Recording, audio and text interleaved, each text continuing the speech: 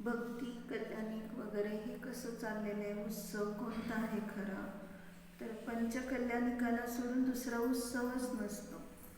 कारण त्यामधून सगळं याच्या पार, संसाराच्या पार प्रत्येक कल्याणिकामधून दाखवलेलं आहे. पुन्हा गर्भात येणार नाही, पुन्हा जन्म घेणार नाही, पुन्हा दीक्षा घेणार नाही आणि पुन्हा क्षयक्षम ज्ञानात येणार नाही क्षय ज्ञान झाल्यावर, आणि निर्वाणाला गेल्यावर पुनरागमन होत नाही. म्हणजे अशा रीतीने पंचकल्याणिकामधून हा उत्सव असा दाखवला की अशा प्रकारचं हे सगळं व्यवस्थित कार्य चाललेलं आहे. ती पर्याय जी अशी आहे की संसाराच्या अतीत कशी व्हायला चाललेली आहे हे दाखवण्यासाठी तो उत्सव सांगितला.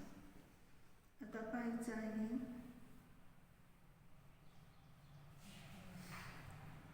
पुढचा श्लोक.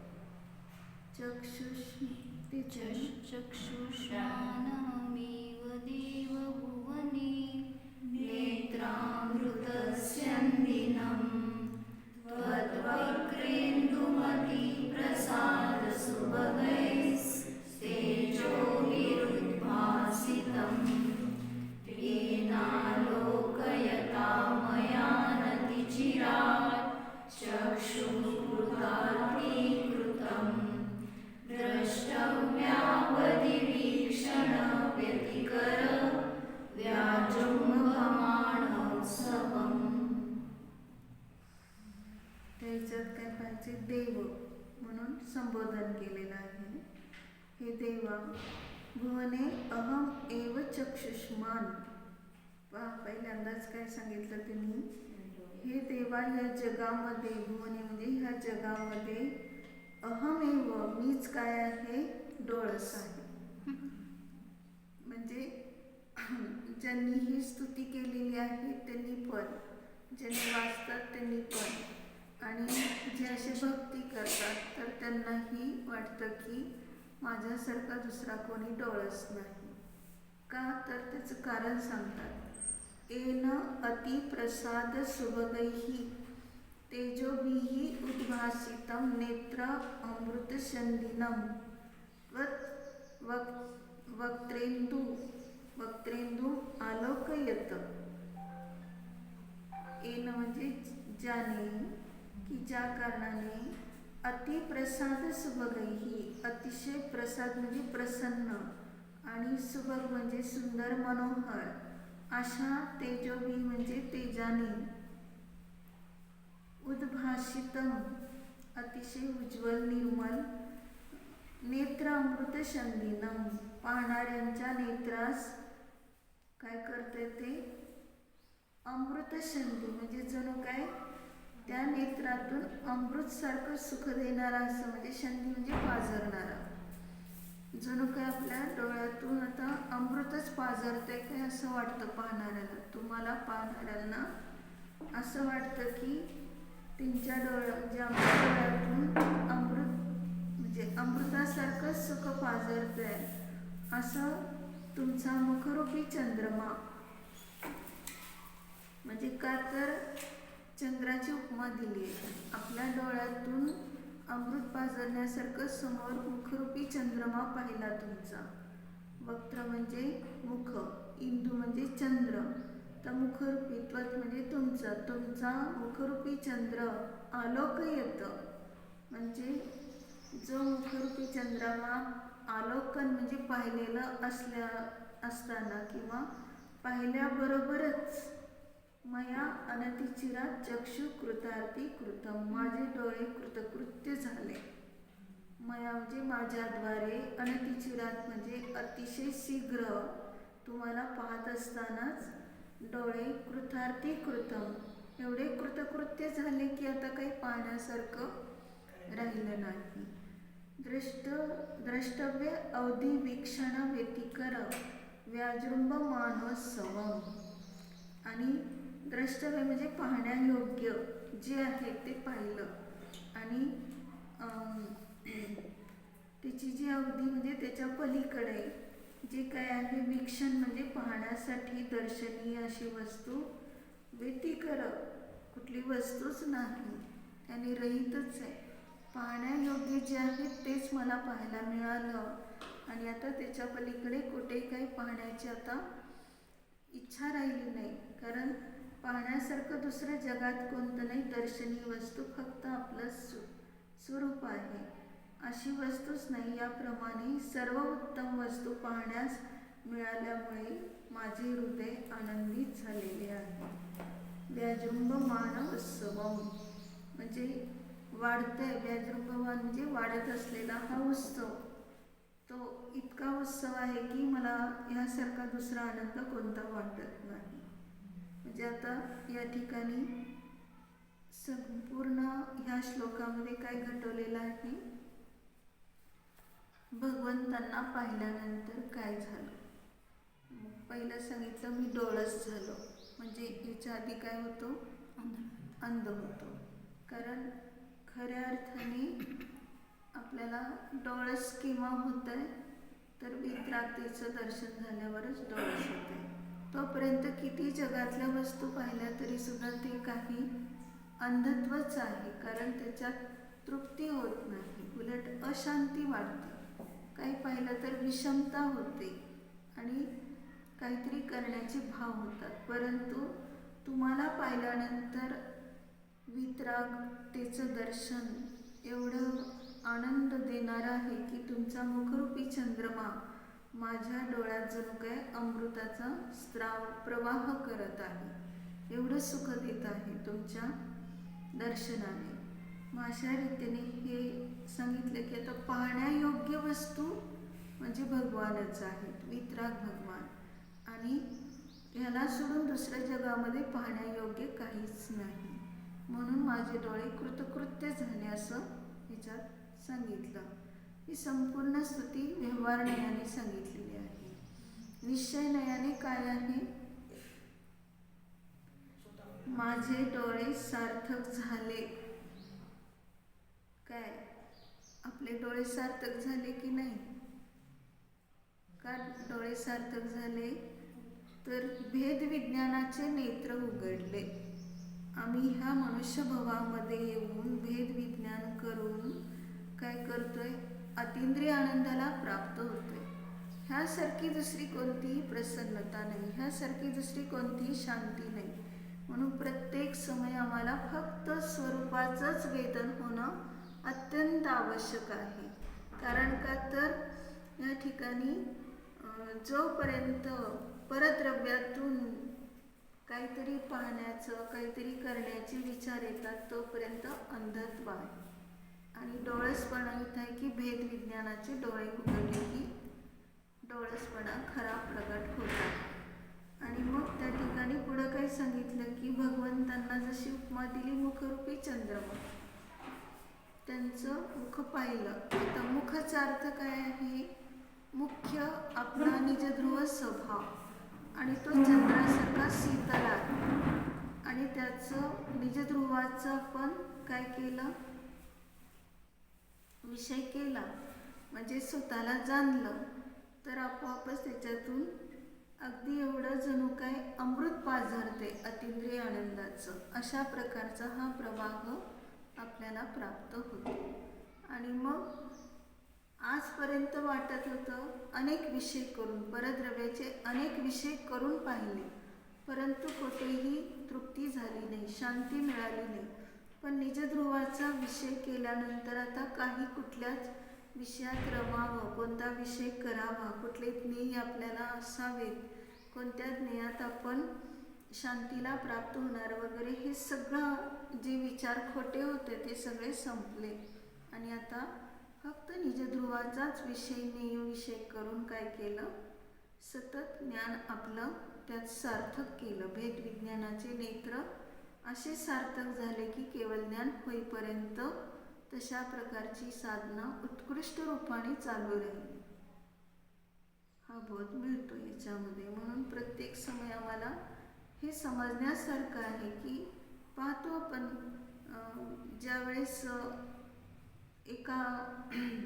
म्हणजे एका शेठजींना जो मुलगा झालेला असतो तो खूप उशिरा झालेला असतो आणि त्याने खूप काय काय प्रयत्न करून झाल्यानंतर त्या मुलाचा इतका लाड केलेला आहे की तो मुलगा व्यवस्थित संसार करावा ही आईवडिलांची भावना होती. मग संसारच करावा ही भावना, पण त्या मुलावर असे संस्कार होते की पूर्वभावाचे, तो लहानपणापासून तत्त्वज्ञानामध्ये जास्तीत जास्त राहिलेला. त्याला किंचित मात्रही कुठलंही काही आवडत नव्हतं.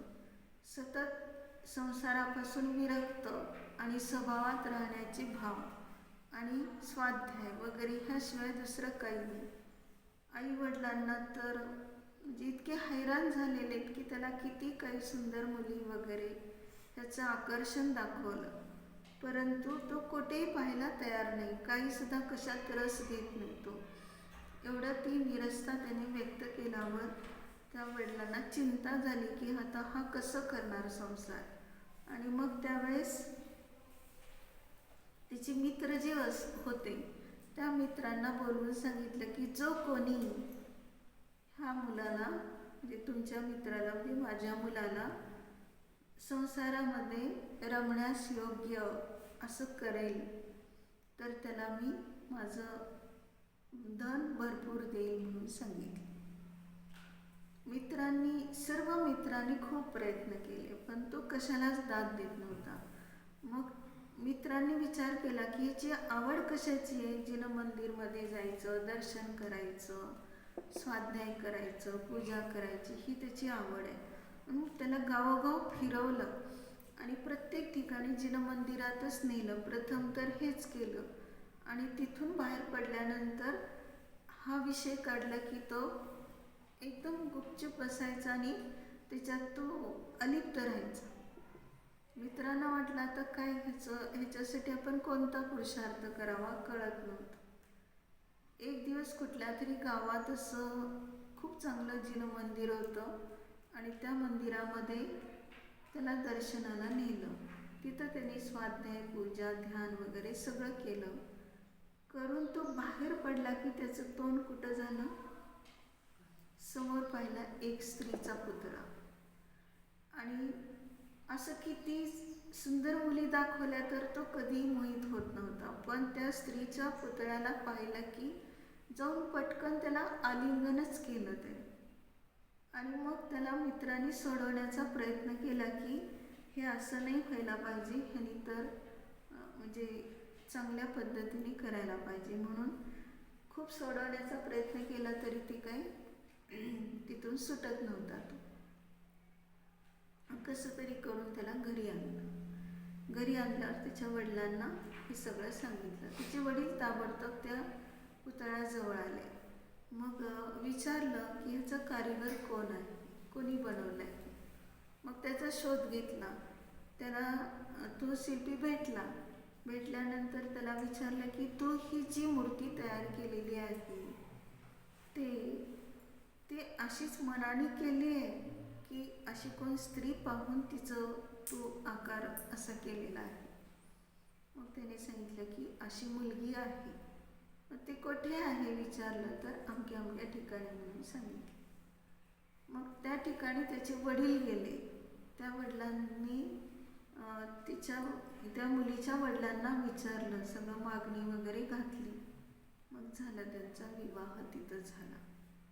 आता याच्यातून फक्त लक्षात घ्यायचं आहे, उदाहरण हे कशासाठी सांगितलं की तो कुठल्याही मुलीला पाहून मोहित होत नव्हता, पण ह्या पुतळ्याला पाहूनच मोहित का झाला तर त्यांचा पूर्वभावाचा संबंध होता.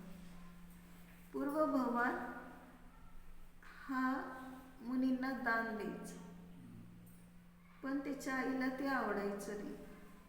आईच्या भीतीने तो दान द्यायचा. भीतीने दान दिल्यामुळं त्याचं असं जीवन झालं. आणि त्याच वेळेस मुनींना दान देत असताना शेजारच्या ह्या 3-4 मुली त्या पण अशाच ह्याच्या वयाच्या लहान होत्या. त्यांना पण याची आवड होती की त्या मुली पण ह्याच्या घरी आहार द्यायला यायच्या. आणि ह्यांच्या मनामध्ये परस्परामध्ये विचार असे झाले की हा किती कोमल आहे, तरुण आहे, तरी याला कशी काय ही वृत्ती झाली मुनींची भक्ती करण्याची, आहार देण्याची. अशी विचारधारा त्या मुलींच्या मनात आणि ह्याच्या मनात ह्या मुली किती सुंदर आहेत, तरुण आहेत, तरी यांनी ह्या विषयात कसे काय आले, हे धर्माच्या विषयामध्ये ह्यांना कशी काय आवड झाली, असं एकमेकांच्या मनात ते विचार आणि ते एकमेकांमध्ये आकर्षित झाले त्या भावामध्ये.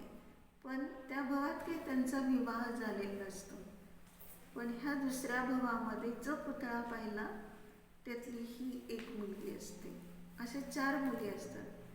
असं करून ते 4 मुलीशी त्याचा विवाह क्रमाक्रमाने जशा भेटतील त्याप्रमाणे होत गेला. फक्त तात्पर्य एवढंच आहे की ऋणानुबंध जिथं असतो ते आपण ह्या विवाहात पाहिलं तर त्याच ठिकाणी आकर्षण होतं. पूर्वभावात जे काही तशा प्रकारचे संस्कार झालेत एकमेकाविषयी. आणि मग त्याच्यानंतर हे सांगायचं आहे की त्याला इतर कुठल्याही मुलींविषयी आकर्षण झालं नाही, कुठल्याही विषयात आकर्षण झालं नाही. जेवढे संस्कार केले तेवढंच. त्याच्यानंतर मग हे आपल्याला पाहिजे याच्यातून की जोपर्यंत अन्य ठिकाणी किती फिरून पाहिलं तोपर्यंत काही शांती वाटली नव्हती, पण वितराग भगवंतांना पाहिलं की शांती वाटली. हे त्याचं प्रतीक. म्हणजे ते असं प्रकारचं रूप कधी पाहण्यात आलेलं नव्हतं आणि ते पाहिल्यानंतर किती शांती वाटते. आणि तशाच प्रकारचं आपण देखील, आपला देखील आत्मा आहे हे जाणण्यास ते प्रतिकृती आहे. मग तशा पद्धतीने भगवंतांना बहुमान दिला की माझे डोळे सार्थक झाले. आणि निश्चयनयाने आपला आत्मा जेव्हा हा भेदविज्ञान करून स्वतःला जाणू लागतो तेव्हा सर्व परद्रव्यापासून विरक्त सहज होतो. म्हणजे याच्यातून हे लक्षात घ्यायचं की ह्याला किती काय दिलं सांगितलं पण त्याला कशाचं आकर्षण होत नाही, असं त्या मुलाविषयी. तसं या ठिकाणी सुद्धा आपले संस्कार इतके दृढ व्हायला पाहिजेत भेदविज्ञानाचे की कुठल्याही भावात गेलो तरी आपल्याला परद्रव्याचं आकर्षण होणारच नाही. ह्या भावात तर नाहीच नाही. आता तर दृढता आहे, चांगली आपल्याला कळलंय तत्वज्ञान. तर ह्यातच आपण प्रसन्न राहिलो म्हणजे शांतीला प्राप्त झालो तर अन्य भावात सुद्धा हे संस्कार जाऊन मोक्षाला जाईपर्यंत सहजपणे ही साधना होऊन जाते.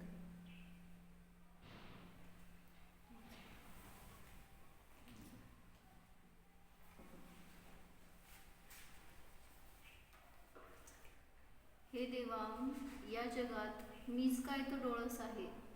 कारण की अतिप्रसन्न व मनोहर अशा तेजाने सोज्वळ व पाहणाऱ्यांच्या नेत्रास अमृतसम सुख देणारा असा तुझा जो मुखचंद्रमा तो पाहिल्याबरोबर माझे डोळे कृतकृत्य झाले.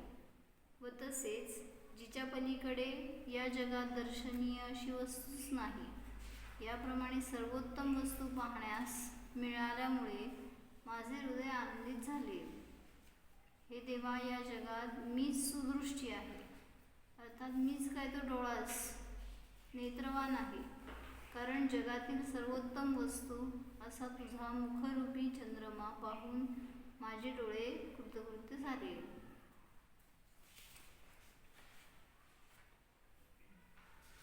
चक्षुष्मानमेव देव भुवने नेत्रामृतस्यं दिनं त्वद्वक्त्रेन्दुमतिप्रसादसुभगैस्तेजोभिरुद्भासितं येनालोकयता मया नतिजनात् चक्षुरुदात्मीकृतं द्रष्टव्यावधिवीक्षणव्यतिकर व्याजृम्भमाणोत्सवम्.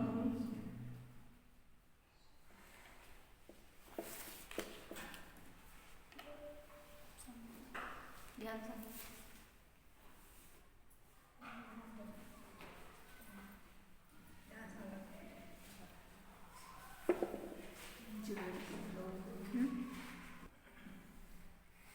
ध्यान सांग.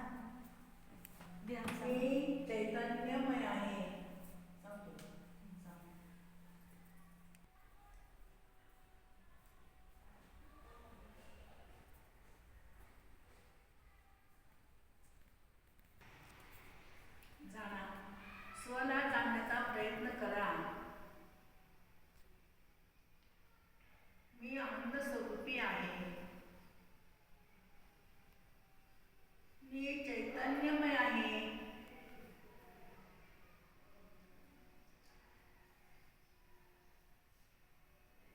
मी शांत आहे, प्रशांत आहे, परमशांत आहे.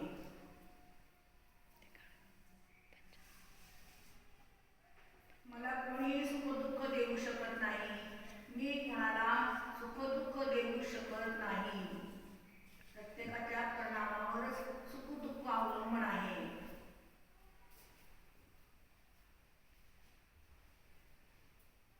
म्हणून पराचे कर्तृत्व घेऊ नका. मी त्याचे चांगले केले, मी त्याचे वाईट केले, हे परिणामच दुःखाला कारण नाहीत.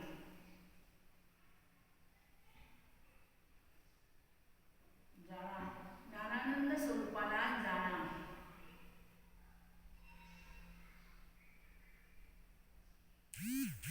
जाणणे आणि जाणणे हाच माझा स्वभाव आहे.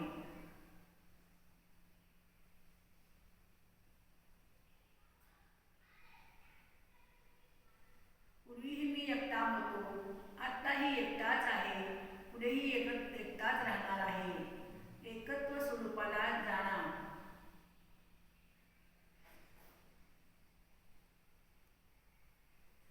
मी नित्यानंद स्वरूपी आहे.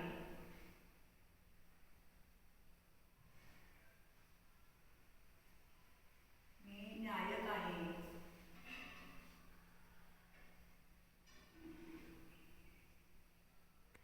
आपल्यामध्येच पुरेपूर आनंद भरलेला आहे. परामधून आनंद मिळतच नाही.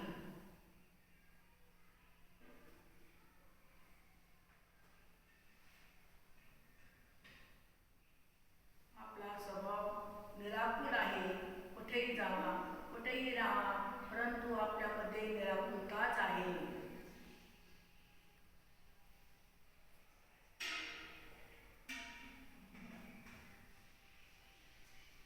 परद्रव्याचा विचार करायचा तर दुःख आहे, म्हणून स्वतःमध्ये राहण्याचा प्रयत्न करा. स्वला जाणा, स्वमध्ये राहण्याचा प्रयत्न करा. तेथे शांती आहे, सुख आहे, आनंद आहे, निराकुल